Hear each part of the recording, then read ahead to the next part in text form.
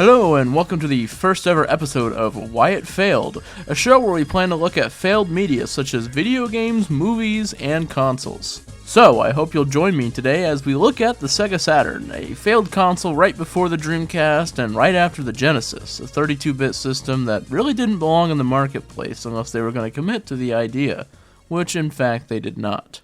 Cue the intro.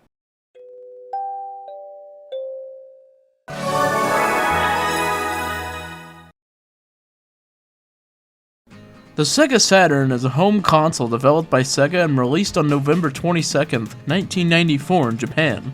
You'd be surprised to know that the console initially actually sold quite well. Once it came over to North America, however, the thing came out 4 months earlier than it was intended, a bit quieter than it probably should have, and then it ended up not selling so well. And then by 1996, when the N64 came out, everyone basically forgot the Sega Saturn was even a thing. So when the PS1, also a 32-bit console, sold over 102 million units, why did the Sega Saturn only sell 9? The development of the Sega Saturn was led by project manager Hideki Okamura and was supervised by Hideki Sato. The project started over 2 years before the Saturn was showcased at the Tokyo Toy Show in June 1994. Originally, the codename for the Saturn was Saturn, and then they ended up going with the name anyway. Strangely enough, this does in fact mean that the Sega Saturn was in development since 1992, at least in concept. In 1993, however, the Sega and Japanese electronics company Hitachi formed a joint venture to develop a new CPU for the Saturn, which resulted in the creation of the Super H RISC engine, or SH2, later that year. Unfortunately, what they didn't realize is that the PlayStation was going to come into existence, and then once they finally saw the specs for the PlayStation, they realized the Saturn was going to need more than one CPU to keep up. Not only did this end up delaying the release of the Saturn, but also it had made Sega consider potentially doing cartridge-only versions of the Saturn, but once they realized how low-quality cartridge games usually are, and how much more expensive they normally can be, they ultimately decided to scrap the idea.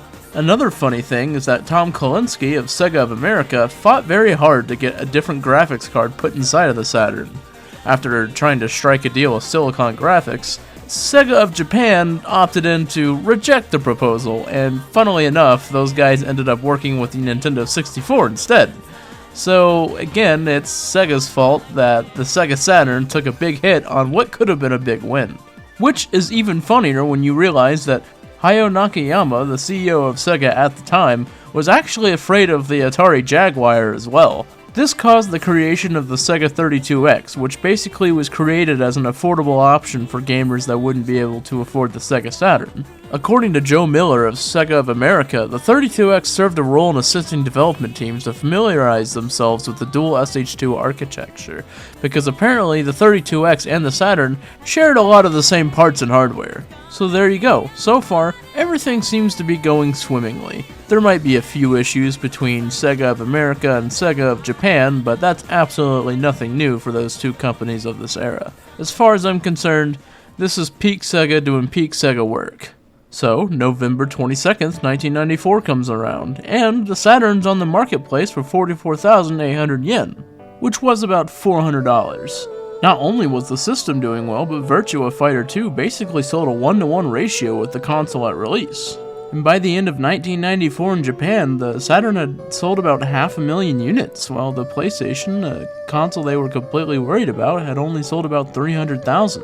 So much so that in December they had waited to ship more units for the PlayStation to come out, and even then the Saturn was outselling the PlayStation. Sega was in such a rush to keep beating the PlayStation that when Tom Kalinske had announced the thing coming out in America on Saturday, September 2nd, 1995, Sega had desperately mandated over 30,000 units to be sold at stores like Toys R Us and Electronics Boutique in May of that year, and it really backfired on them because a lot of the retailers that received those consoles were not very happy when they realized they were going to get a bunch of stock, unbeknownst to them, out of nowhere. And even worse, they tried selling the thing at $400, which wasn't exactly the type of price that America was willing to pay for consoles back then. And with these early systems too, Best Buy, Walmart, KB, All of them were extremely upset that they had just released these early systems and were dropped from the lineup of those stores. Meanwhile, Sony, a company who had already been doing quite well in Japan as a brand new console manufacturer, showed up on stage with a man named Steve Race, said $299 and dropped the mic and walked off. I'm going to ask Sony Computer Entertainment President of America, Steve Race, to join me for a brief presentation.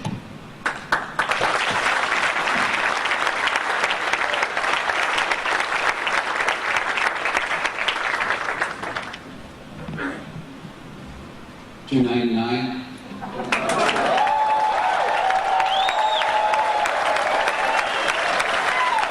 That's all they had to do. That was a more willing price that America was willing to pay for a console. They walked away in applause, and that was the death of the Saturn. In Europe, the Saturn had also released like 5 or 6 months earlier than the PlayStation 1 and still got outsold because the Saturn in Europe didn't even get advertised. It took less than a week for the Sony PlayStation to completely outsell the Sega Saturn in Europe by 3 times the amount. And most unfortunately of all, without any mainline Sonic Sega game on the Sega Saturn, and Virtua Fighter just not being that popular in the West, the Sega Saturn got completely destroyed at release in the West. And even worse, Sony had hired the developers, or some of the lead developers on Virtua Fighter, to make Tekken, a game that was literally meant to run faster and play virtually the same, but better than Virtua Fighter on the PlayStation, and it was basically an arcade-perfect port that they had released onto the PSX as well. This certainly did not do well for the Saturn, and was probably the killer app for the PlayStation at the time. And I guarantee this is the #1 thing that probably killed the Saturn, other than Sega themselves. Now, Sega did announce multiple subsequent price reductions throughout its cycle too, including one from $399 to $299, and then even $299 to $199.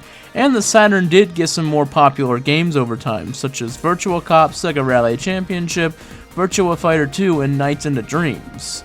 By early 1996, they were kind of selling equally with one another for a little while, but of course the PlayStation still had such a decisive lead that it really didn't matter. And ultimately, it only took until about 1998 before they officially discontinued the console altogether. Surprisingly, during all of this time, Sega was actually not doing bad. They captured about 43% of the dollar share of the US video game market at the time, but it had nothing to do with the Sega Saturn. It was all because of the Sega Genesis. About 64% of video games that year in 1995 were actually still selling quite well in the market on 16-bit consoles, which was arguably one of the best years for not only the Super Nintendo, but the Sega Genesis as well. The aftermath of all of this would cause Tom Kalinske to drop down as the chairman and CEO of Sega of America, and be replaced by Shoichiro Irimajiri? I don't know, I'm sorry. And then also after that, David Rosen and Nakayama had resigned their positions as chairman and co-chairman of Sega of America. And of course, all these things going on in the 1996 to 1997 and the cancellation of Sonic Extreme, let's just say that that caused them to rush the Dreamcast out, and I think we all know how the Dreamcast went. All in all, the Sega Saturn is actually a really cool underappreciated console, quite like the Dreamcast. It didn't sell that well, but it's really cool for what it is, and the controller on the thing's not half bad. I think it's pretty interesting and fun that the Japanese version is like an all-white system, and the version that we got in America is this really drastically different looking black version. Honestly, for me, I'd recommend buying a Sega Saturn. I mean, why not? If you're the kind of person that likes collecting consoles and playing stuff in old systems, or just like, I don't know, having the system in general just because it's kind of neat, like, hey, you know, why not? Why not get a Saturn? I've been looking at them online recently. They're actually not all that pricey, surprisingly.